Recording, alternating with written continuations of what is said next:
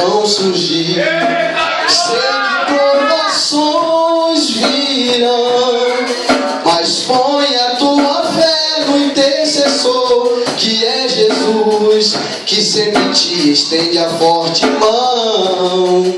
Sei que as muralhas do temor hão de intimidar teu ser, mas põe a tua fé no intercessor, que é Jesus, e as barreiras tu irá romper.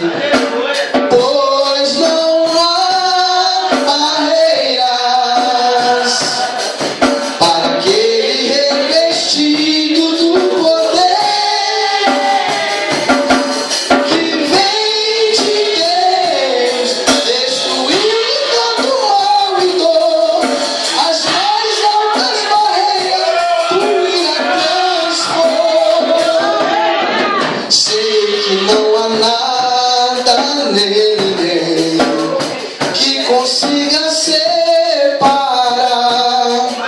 um cristão de Deus e de uma vida mais além, no céu onde os temores vão cessar.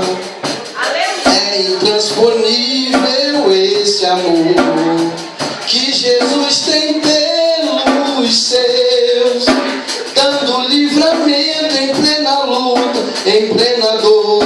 Jesus é o nosso grande intercessor. Pois não há barreiras para aquele revestido do poder que vem de Deus, destruindo todo mal e dor. As razões